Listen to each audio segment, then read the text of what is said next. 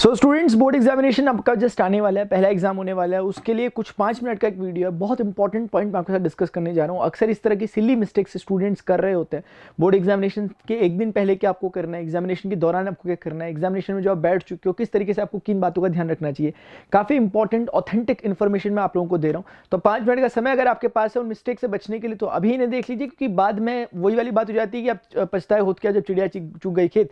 क्योंकि उस समय मिस्टेक्स हम कर चुके होते हैं, हम सोचते हैं काश हमने उस समय ये 2-4 बातें हमें पता होती। बातें छोटी सी होती है but small things make big difference. इसलिए बच्चों आपको ये चीजें जानना चाहिए। कुल 5 मिस्टेक्स मैं आपके साथ यहाँ पर बताने जा रहा हूँ। अगर आप इन चीजों का ध्यान रखते हो तो बेसिकली आप इन मिस्टेक से बच सकते हैं। सबसे पहली बात यह, एग्जाम से एक दिन पहले आपको क्या करना है। एग्जाम से एक दिन पहले मैं इस सेंस में कहना चाह रहा हूँ कि आपको स्टडी के बारे में मैं कहना चाह रहा हूँ कि क्या आपको पढ़ना है क्या नहीं पढ़ना। जो बेसिक बातें होती है वो आपको ध्यान रखनी है कि आपका जो बोर्ड एग्जामिनेशन का जो सेंटर बना है उसको आपने ध्यान रखना है कहाँ है। हो सके तो एक बार प्री विजिट आप वहां पर कर सकते हो, आइडिया लग जाएगा। अगर आपके घर से कुछ डिस्टेंस पर है तो एकदम फिक्स कट टू कट लेकर मत चलना, क्योंकि उस समय क्या होता है कि सभी के एग्जाम वगैरह होते हैं और कई बार कुछ ट्रैफिक होता है, इस तरीके से एग्जाम में कहीं इसका असर ना पड़े, इसलिए इस बात का ध्यान रखना। ये एक बेसिक बात होती है जिसका आप ध्यान रखेंगे।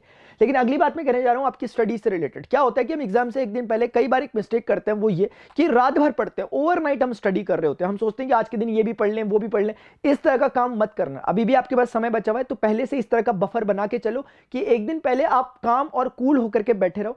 रिवाइज आप करो, क्योंकि खाली भी बैठोगे तो फिर वो एंजियस करता है, एंजाइटी आती है, वो अलग चीज होती है। इसलिए एग्जैक्ट खाली भी नहीं बैठना। लेकिन ऐसा नहीं कि नई चीजें आप पढ़ना चालू कर रहे हो। कई बार हम क्या करते हैं, चीजों को छोड़ते रहते हैं, टालते रहते हैं। ऐसे कई टॉपिक्स होंगे जो आप टालते टालते अब तक पहुंच गए होंगे यहां तक, और ऐसा ही होगा लास्ट दिन तक। अभी भी अगर आपको लगता है कुछ टॉपिक्स जो आपको कर लेने चाहिए आप नहीं करे, बहुत बार पूछे आते हैं, उनको अभी खत्म कर लो। क्योंकि अगर आप ये सोच रहे हो कि लास्ट डे में वो होगा ही नहीं उस समय तक, और वो आपको प्रेशर में डालेगा, स्ट्रेस में डालेगा, इंजस आपको करेगा। इसीलिए बच्चों आपको एक बात ध्यान रखना है, स्टडी में आपको करना तो है, लेकिन स्टडी में आपको सिर्फ वही चीजें करनी है जो ऑलरेडी आप पढ़ चुके हो। यानी कि जो चीजें ऑलरेडी आपने पढ़ ली है उन्हीं चीजों को सिर्फ आपने पढ़ना है। दूसरे शब्दों में मैं कहना चाहता हूं कि आपको सिर्फ और सिर्फ रिवीजन करने वाला काम करना है। इस दिन एग्जाम के एक दिन पहले सिर्फ रिवीजन, और बहुत लाइट तरीके से रिवीजन होगा।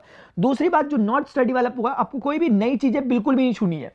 और कोई भी ऐसी चीजें जिसमें आप नई चीजें जिसमें आपको रटिफिकेशन करना पड़ रहा है, उस चीजों को मत रखना दिमाग में। ये आपको एक्स्ट्रा प्रेशर देती है, बर्डन देती है।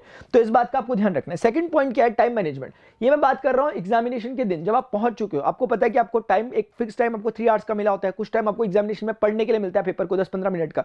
उस समय को कैसे यूटिलाइज करना है उसके बारे में मैं बात कर रहा हूं। इनिशियल टाइम जो आपको मिला है, जिसमें आपको पेपर को पढ़ने का एक मौका मिल रहा होता है, उस समय एक प्री प्लानिंग कर लो। ऐसा नहीं कि घर से आप सोच के गए हो कि मुझे सेक्शन ए पहले करना है, सेक्शन बी पहले करना है, और उसी रिजिडिटी में फंसे हो।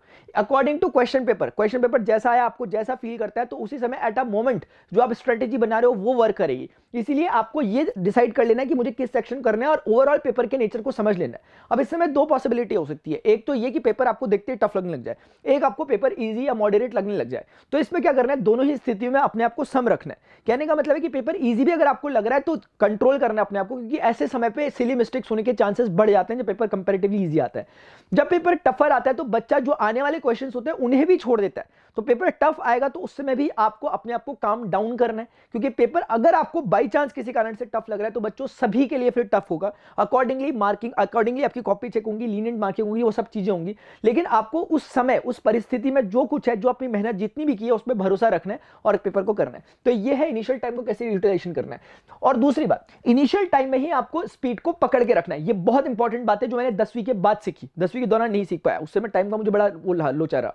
लेकिन अगर आप ये बात ध्यान रखें कि स्टार्टिंग में क्या होता है ना, हम बहुत सजा सजा करके लिखने की कोशिश करते हैं, वो आपको करना है। और नेचुरली आपकी राइटिंग जैसी है वैसी ही रहनी चाहिए, क्योंकि क्या होगा कि इस समय हम ना एक अननेसेसरी टाइम वेस्ट कर रहे होते हैं अपना। हम राइटिंग को बहुत अच्छे से प्रेजेंटेशन करने के चक्कर में, उसका प्रेजेंटेशन अच्छा रखना गलत नहीं है, लेकिन इसका खामियाजा भुगतना पड़ता है लास्ट में। फिर हम इतना भगा भगा के लिखते हैं, इतना अजीब तरीके से लिखते हैं, कई बार क्वेश्चंस भी हमारे छूट जाते हैं, जिससे हमारा हैवी लॉस होता है। इसलिए बच्चों आपको ध्यान रखना है स्टार्टिंग से ही अच्छी राइटिंग और बेसिकली तेज राइटिंग। जल्दी जल्दी मतलब पहले से प्लानिंग करना कि सेक्शन ए इतने टाइम में हो जाना चाहिए, सेक्शन बी इतने टाइम में हो जाना चाहिए। ये आपको सैंपल पेपर से आइडिया लग जाना चाहिए जो आपने अभी तक प्रैक्टिस किए होंगे। तो आपने कम से कम कुछ नहीं तो 5-7 पेपर तो मॉक टेस्ट टाइप के लगाए हो, एक कंप्लीट पेपर जिसमें आपको एक आइडिया आ जाता हो कि मैं सेक्शन ए को कितने टाइम में, सेक्शन बी को कितने टाइम में, मैं इन जनरल सारे सब्जेक्ट की बात कर रहा हूँ। तो ये एक बात होती है। इसीलिए स्टार्टिंग से ही आपको टाइम को पकड़ के रखना है। ओवरऑल मैनेजमेंट की अगर मैं बात करूँ तो वही मैं कहना चाह रहा था जो आपसे भी, कि section A, section B, section C, जो भी आपके अलग अलग डिफरेंट सेक्शन है उनके लिए पहले से बाइफर्केशन हो चाहिए कि इतने टाइम में। और एक बात ध्यान ये होनी चाहिए कि कट टू कट नहीं चलना। यानी कि ये नहीं कि आपका 3 घंटे का टाइम मिलता है और आप सोच रहे हो कि एग्जैक्ट 3 घंटे के अकॉर्डिंग आप प्लानिंग कर रहे हो सके तो प्लानिंग 2.5 घंटे के अकॉर्डिंग हो तो बहुत बेहतर रहता है। मैं अपनी बात करूं तो मैथ्स के एग्जाम, मतलब स्पेशली भी मैथ्स से याद आ रहा है इसलिए बोलता हूं कि मैथ्स के एग्जामिनेशन में बच्चों मतलब मेरा उसका तो सही हुआ था, यानी कि 10th बोर्ड के लिए तो मेरा सही हुआ था। 12th में मेरा पेपर 1 घंटे पहले हो गया था। अगर मैं मैथ्स की बात करूं इसमें अपना ये 10th में, उस समय मेरा कट टू कट हुआ था, यानी मोस्ट मतलब आप मान के चलो कि 2 घंटे 50 मिनट के अराउंड मेरा पेपर खत्म होता है, जो कि बड़ा रिस्की होता है, ठीक है। लेकिन इस चीज को मैंने सुधारा था अपने 12th में, 1 घंटे पहले मैंने पेपर किया था। 100 दोनों पेपर में आए थे मेरे 10th और 12th में। तो ये एक बात हो गई। दूसरी बात ये है कि यूज ऑफ पेन, ये बड़ा इंपॉर्टेंट पॉइंट है, क्योंकि कई बार बच्चे इसे हल्के में ले लेते हैं। बच्चों अगर आप सीबीएसई का पेपर देने जा रहे हो, आपको पता होना चाहिए कि सीबीएसई ने किस पेन को अलाउ किया, किसको नहीं किया हुआ। सबसे पहली बात यह है कि अगर आप जेल पेन वगैरह को यूज करते हो, आई होप आप जानते होंगे जेल पेन जिसमें पानी वगैरह गिरता है तो फैल जाता है, वो जेल पेन अगर आपके पास होगा, ऐसा जेल पेन प्रोहिबिटेड है, इसको यूज नहीं करना आप लोगों को। किसी भी तरह के कलरफुल पेन, ब्लैक पेन या और अलग तरह के पेन को भी आपने यूज नहीं करना। स्ट्रिक्टली गाइडलाइंस है कि आपको ब्लू कलर का पेन, जो कि एक तरह का ब्लू कलर का बॉल पेन होता है, या इवन आप बॉल पेन को यूज कर सकते हो, जो भी होता है डॉट पेन्स जो होते हैं हमारे, या फिर जो आपके फाउंटेन पेन्स होते हैं। मेरे ख्याल से पता नहीं मुझे कि आप फाउंटेन पेन को यूज करते हो, पहले इंक पेन टाइप के होते थे, बढ़िया पेन होते हैं वो भी वैसे, लेकिन इनको यूज किया सकता है और ये ब्लू कलर के ही होने चाहिए, ऐसा साफ साफ स्ट्रिक्टली गाइडलाइंस में बोला गया है।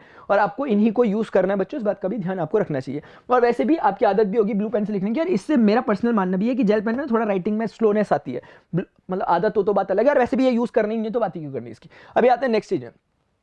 कई बार क्या होता है, आप किसी एग्जाम को देने बैठे हो और बहुत बार ऐसा होता है बड़े से बड़े एग्जामिनेशन में कई बार क्वेश्चंस गलत हो जाते हैं, ठीक है ना। यूपीएससी लेवल तक में भी क्वेश्चंस कई बार गलत आए थे, तो आपके एग्जाम में भी कई बार ऐसे चांसेस हो, और जानबूझकर भी कभी कभी कर दिया जाता है कि आपके उसमें रॉन्ग क्वेश्चंस आ जाते हैं या फिर एरर क्वेश्चंस आपके उसमें आते हैं, कि कोई वैल्यूज में कुछ गलती है या कॉन्सेप्चुअली कुछ चीज का आंसर गलत हो गया, कुछ मिसप्रिंट हो गया, इस तरह के कुछ भी काम आते हैं। तो आपको उस क्वेश्चन को एटलीस्ट अटेम्प्ट करना चाहिए। ये भी गाइडलाइंस में है सीबीएसई की, अगर कोई क्वेश्चन को अटेम्प्ट किया गया है तो ग्रेस मार्क्स जो मिलते हैं, यानी कि जो आपको ग्रेस मार्क्स मिलेंगे उस क्वेश्चन के लिए, वो फुल मार्क्स आपको एज अ ग्रेस मार्क्स दे दिए जाते हैं, यानी कि बोनस मार्क्स आपसे ऐसा कह सकते हैं, यानी ग्रेस मार्क्स मिलते हैं। लेकिन अगर आपने उसे अटेम्प्ट नहीं करा और ब्लैंक आपने बेसिकली उस क्वेश्चन को छोड़ दिया, तो वहां पर आपको उसके करस्पॉन्डिंग 0 मार्क्स दिए जाएंगे, और इसमें कुछ भी आप चैलेंज किसी तरीके से नहीं कर सकते, ठीक है। थोड़ा सा अजीब है लेकिन ऐसा ही है फिलहाल जो भी है। तो इसीलिए जो भी क्वेश्चन आपको दिखता है, अगर आपको समझ में आ रहा है कि क्वेश्चन आपको समझ में तब आएगा जब क्वेश्चन गलत है, जब आप पढ़ोगे, तो जितना आप कर सकते हो उतना करना जेन्युइनली, और बाकी जबरदस्ती उसमें टाइम वेस्ट मत करते रहना। ऐसा नहीं कि पूरा पेज भर भर के लिख दिया। आपको क्लैरिटी है कि क्वेश्चन ही गलत है तो हल्का फुल्का लिखना है कि आपने अटेम्प्ट किया, उतना सफिशिएंट होता है। रिलेटेड फॉर्मूला या जो भी चीजें होती होंगी, या इंग्लिश का या हिंदी का पेपर है, जो भी अकॉर्डिंगली आपको लगता होगा। बच्चों अगली बात है, be in Hari and worry. Actually क्या आपको हरी और वरी में रहना चाहिए लेकिन कैलकुलेटिव तरीके से। चिंता भी आपको होनी चाहिए, थोड़ी सी जल्दी भी होनी चाहिए, लेकिन एक्सेसिव नहीं होनी चाहिए। आप जानते हैं कि excess of anything is good for nothing. ऐसा नहीं है कि हरी नहीं होनी चाहिए, वरी नहीं होनी चाहिए, ऐसा नहीं कि सो के आराम से पेपर कर रहे हैं। आपको क्लैरिटी होनी चाहिए कि मुझे टाइम से करना है चीजों को, लेकिन इसमें कैलकुलेटिव तरीके से आपको काम करना है। ऐसा ना हो कि ये चीजें आपको स्ट्रेस में डालें, पेपर का नेचर देखकर आपको स्ट्रेस आए, या फिर टाइम मैनेजमेंट से आपको स्ट्रेस आए, या फिर कुछ और चीजें हो रही होंगी उससे स्ट्रेस आए। और एक बात का और ध्यान रखो, कई बार क्या होता है, हमारा ये बहुत थोड़ी सी बारीक बात है लेकिन मैं बोल देता हूँ, कई बार क्या होता है ना, ये एक छोटी सी ऐसी बात है जो मैं पर्सनली अपने स्टूडेंट को हर समय कहता हूँ। जिस स्कूल में, जिस सीट आपकी, जहां सीट लगी हो, जहां सीटिंग अरेंजमेंट आपका हुआ, उसमें ना कुछ कुछ बातों का ध्यान रखना है। जैसे क्या प्रॉपर वेंटिलेशन वहां पर है, क्या वहां पर फैंस वगैरह की सही सुविधा है। ये 2-3 बातें ध्यान रखने वाली होती हैं, क्योंकि अगर कोई नहीं बोलेगा, बाकी बच्चों को कोई फर्क नहीं पड़ रहा, उनके लिए सब सही है। आप हो सकता है कॉर्नर फंस गए, गर्मी का मौसम चल रहा है, आपको बहुत गर्मी लगने में लगी हुई, आपके पेपर पे पूरा असर पड़ेगा। तो प्लीज खड़े उठ करके, जरा खड़े उठ करके बहुत आराम से एक बार तमीज से बोल देना जरा, सामने वाले जो भी इन्विजिलेटर वहां पे जो भी क्लासरूम में होंगे, उनको अपनी समस्या जरूर बता देना और अपने हक से बताना। क्योंकि मेरे साथ ऐसा बहुत बार हुआ है, बहुत बार हुआ लिटरली, कॉलेज में तक हुआ है, एमएससी पेपर में तक, ठीक है। तो मैं अब वो सीट कर देते हैं क्योंकि जेन्युइन प्रॉब्लम है। एक बार मेरे साथ ऐसा भी हुआ है कि कभी कभी क्या होता है ना, जो आपके क्लासरूम में ड्यूटी लगी थी, कई बार, मतलब ऐसा नहीं होता, 1000 में से एक बार कभी ऐसा होता होगा। जैसे मेरे टाइम पे होता था, मेरे टाइम पे पता नहीं क्यों यार होता रहता था यार, वो ये कि जो इन्विजिलेटर क्लास में बैठे होते हैं ना, मतलब उनकी आपस में गपशप लग जाती है, वो आपस में बातचीत करने लग जाते हैं, और मैं फ्रंट में बैठा हुआ हूं और उनकी आपस में बातचीत लग रही है, तो उन्हें टोक देना है, आपको पोलाइटली टोकना है, थोड़ा सा पोलाइटली, क्योंकि बच्चों आपके भविष्य का सवाल होता है। आपने एक भविष्य मतलब छोड़ो, आपकी साल भर की मेहनत का सवाल होता है, इंपॉर्टेंट बात ये। तो इसीलिए आप उन्हें बहुत पोलाइटली उन्हें बोल सकते हो। कई बार क्या होता है, उनको भी पता नहीं रहता कि डिस्टर्बेंस हो रहा है, या फ्लो में वो थोड़ा सा हो जाते हैं, हंसी मजाक हल्ला गुल्ला, उससे डिस्ट्रैक्शन बहुत होता है। मुझे याद है सोशल स्टडी के पेपर के दिन मेरे साथ हुआ था, ये 10th के। मुझे याद है कि मेरा जब एमएससी का पेपर था, उसमें मेरे मैथमेटिक्स के न्यूमेरिकल एनालिसिस के पेपर के दिन ऐसा हुआ था। तो और एक और याद आ रहा है, लेकिन अभी छोड़ो, रहने दो। तो 2-3 बार मैंने बोला है लिटरली, और वो बुरा नहीं मानते या फिर ऐसा कुछ नहीं कि चिढ़ जाएंगे, वो उन्हें एहसास होता है, अरे यार हम क्या कर रहे हैं, हम तो फ्लो में ऐसे हो गए। तो ये बात प्लीज करनी होती है, ठीक है ना। हाँ, अपने ही लोग होते हैं सब, ठीक है। बस बच्चों इन बातों का आपको ध्यान रखना है, जो बातें मैंने आपको बताई, और डेफिनेटली आपने जो जो मेहनत की, जैसे मेहनत की, उससे आपको अच्छा ही मिलेगा।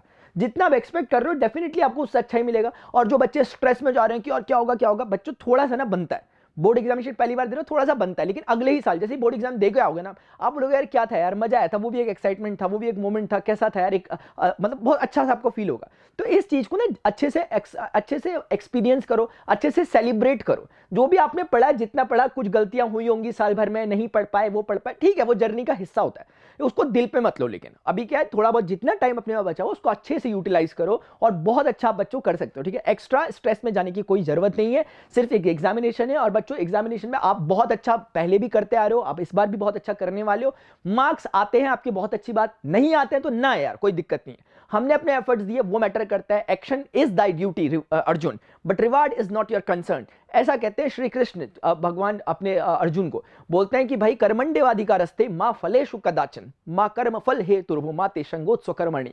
यानी कि बोलते हैं कि तुझे कर्म करना ही तेरे हाथ में है, उसके परिणाम में चुनाव की कोई सुविधा तेरे पास नहीं है, ठीक है ना। A man is free to act but in the result there is no choice to choice. तो बच्चों आप सभी को बहुत बहुत शुभकामनाएं। मुझे पता नहीं कि यहां से फील आ रहा है, पता नहीं क्यों एक फील आ रहा है कि यार इस बार आप लोगों का पेपर बहुत कुछ अच्छा होने वाला है। तो जितने बच्चे एक्साइटेड है नीचे कमेंट सेक्शन में जरूर लिखना, एक्साइटमेंट के साथ पेपर को दो बच्चों, मजे के साथ पेपर दो। जब माइंडसेट पॉजिटिव रहता है ना, नहीं होने वाली चीज भी बहुत अच्छी हो जाती है। अभी के लिए डियर स्टूडेंट्स इतना ही। आई होप इन बातों का आप ध्यान रखेंगे। मिलते हैं आपसे नेक्स्ट लेक्चर के दौरान। अभी मैथमेटिक्स का एग्जामिनेशन भी होने वाला है, उसके लिए तो धुआंधार तरीके से हम प्रिपरेशन करेंगे। बाकी एग्जाम्स के लिए आप धीरे धीरे प्रिपेयर करते हो, रीस्टार्ट विद मोशन की टीम आपके लिए हर एक सब्जेक्ट के लिए पूरी तरीके से तैयारी आपकी करवा रही है। Till then good bye, see you, take care, जय हिंद, बाय बाय।